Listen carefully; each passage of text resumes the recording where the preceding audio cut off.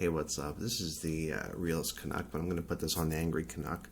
You know what? It's, being a realist is very hard because it's very, to laugh inside as much as I do. I mean, it's a very hard thing to be a realist and to just, I've been posting on these news groups and on the web for 15 years, okay? I've been doing this for a long time. You know what? There's certain steps to becoming a realist.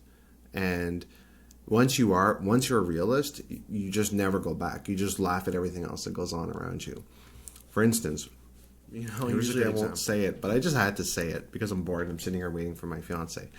And she's like, anyways, so I'm watching Inmendham talk about subjective versus objective. And I said, hey, and I just thought of it. I was like, he's talking about, all these guys are like, animals shouldn't suffer. They shouldn't suffer. And Inmendham said, if one person in Africa is suffering, does that make it any less valid? I'm like, hey, actually, you know what?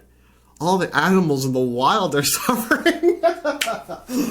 All the animals in the wild are suffering. The lions and tigers and bears, oh my.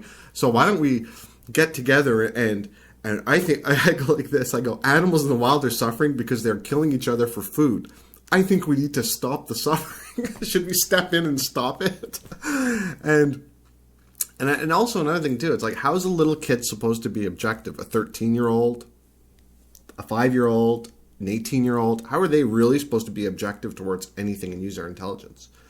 The reason why in Inmendham that and all these people taking part in these, discussions is the fact that you are adults because you've grown through maturity to the subjective environments around you. So is there an age limit that, so maybe I'm misunderstanding it, but I mean, so is a 10-year-old supposed to be objective too? After all, we're all humans, we're all animals, right? And that's where the argument starts to fall apart, and that's where it starts to lose steam. And I think that,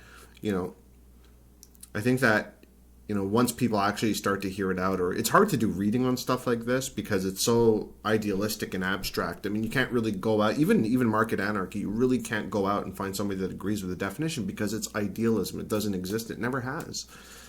But being a realist is tough. And then wukdar,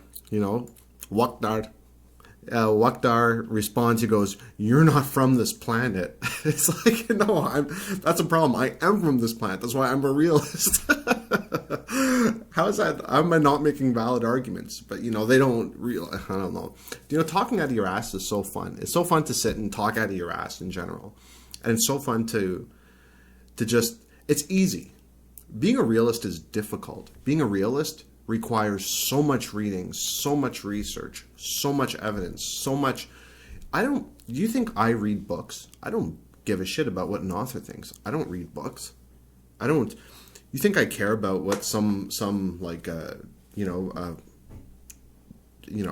think I care about what some author thinks about his answers to the solution? No, I don't care about that.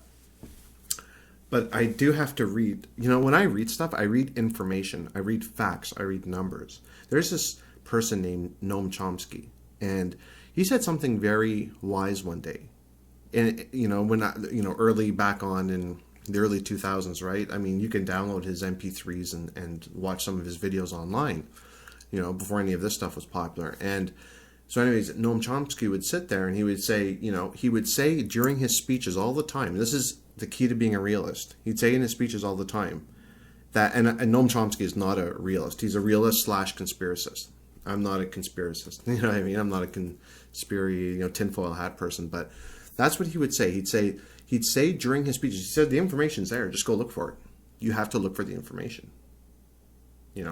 That's what he said. He said the information's all there. It's all posted. You just have to look for it. And that's all you really have to do. Unfortunately, it takes time. It takes a lot of time to go grab information and stuff. Like when Gratex was there talking about, 1 out of 3 women are raped in the U.S., suffer from rape. And so, what I mean? It's just like, oh man, you're not going to make me, nowadays it's like, oh, you're not going to make me have to go do research on this, are you? And sure enough, I did research. He got pwned. You know what I mean? So it's like, and it's very time consuming being a realist. I've researched, like I can't count the hours I've researched different, I've read information, read numbers, all you got to do is this. Take a look at what the argument is. Look at one side of the issue. Look at the other side of the issue. Okay? Look at the pros. Look at the cons. And educate yourself on what the answer is. Educate yourself on what the answer is. That's what you got to do. You know, some things are a lot more complicated to research than other things, like the economy, like the world economies. That's a very complicated thing to research. Climate change is a very complicated thing to research too. But you'll usually find that even though they're complicated things to research, you only need to research so much of it to come to your conclusion. You only need to research what isn't actually proven a lot of the time. And the fact is, anarchy is never proven to work. The closer we were to anarchy, the worse we were off. The more, you know, bloodshed we had during those times, the more things just didn't work. You know, so I mean, the objective versus subjective. I mean, if I don't even know where to start with that one because it's so idealistic, it's just unrealistic. So I mean, I don't understand how to deal with that. I mean, if we're all beings and we're all animals, I guess a 10-year-old then can be objective and be like Einstein, as he says in his video. You know, I guess if we're all animals and he doesn't want animals to suffer, maybe we should step in and maybe we should stop the animals from killing each other in the jungle. You know, because we don't want those animals to suffer. So let's go in and we'll create an animal police force and we'll dress up in suits and we'll blow some whistles when we see animals attacking each other. Hey, the hyena, get off the... We have a hyena attacking us. You know what I mean? Oh, Lord. And this is sort of ludicrous. And what happens is the longer things go, people start to realize and they start to get the other side of the view, which you're getting from me right now. And when that happens, these idealisms, like, you know, market anarchy, objective versus subjective, they start to fall. They start to lose steam.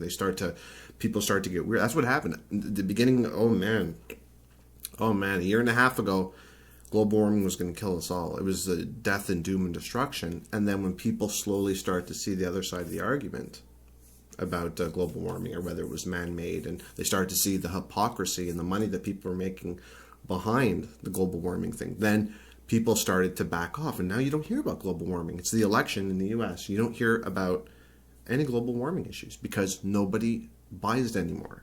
They're not outright going to say it. They're not going to go against the grain. They're not going to say what the media doesn't want them to say, but people aren't buying it anymore. And that's what starts to happen. You can focus and direct your energies towards real solutions. But I mean, you have to be in reality first. I'm not the one on another planet. Okay? I'm not the one on another planet. You know, why is an animal suffering bad? Hey, wukdar, why is an animal suffering bad? Oh, because the animal suffers. I know it does. So I make the decision not to. You know, yeah, but who taught you, though, that it's a bad thing? Yes, it does suffer. I agree. You know, when that split second, you know, the knife cuts into its throat through the processing machine. Yes, I'm sure that split second, I mean, they're suffering. You know, I'm sure they're suffering in the cattle farms or whatever. Well, maybe not really, but I'm sure they're suffering, whatever. Yes, the little pigs are suffering. The little chickens are suffering, you know. But who told you that's a bad thing? Who said that it's a bad thing that they suffer? You know, because it doesn't benefit us. Oh, that's great. Then let's go into the jungle and get the animals to stop fighting. I mean, that's just, you know, that's just, if you can't, you know, I don't know. What about the trees? Those are living organisms. You're killing life. The ants, when you squash an ants, it could suffer. It could suffer. I mean, guys, man. And that's another thing too. If you look at, you know, another thing too, if you look at, what's so funny is when you look at, you know, you try and be anti-stuff, and you try and be anti-establishment. You guys try and go like against the sort of mold or whatever. But the fact is that you guys all fit that same stereotype. You don't eat meat. You hate Bush. You believe in global warming. You are Democrats and oh, you know, you're anti-nuclear. You're you know, any stereotype you can pin on the far left. You guys have any stereotype. You guys are walking, talking, breathing stereotypes of the far left. That's what you guys are. Want everything for free but don't want to work for it. That goes for Gratex, Inmendham, wukdar, BellaTheHappyLoser. All you guys, the amazing atheist, far, far left. And you guys fit that stereotype. You guys fit that mold. And it's unfortunate that you guys do fit that mold.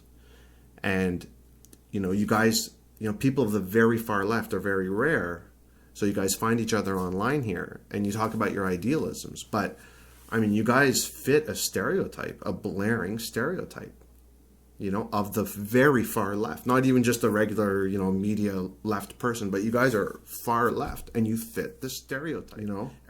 Like, I mean, that's realism. That's realism. There's a stereotype of people who are far left. You guys fit that stereotype, and people start to see it, and then you start to lose steam. People start not to believe it anymore. You guys believe in open borders. You guys believe in anything that's far left. You guys believe in, and people stop buying it after a while. You know what I mean? Because it becomes, you know,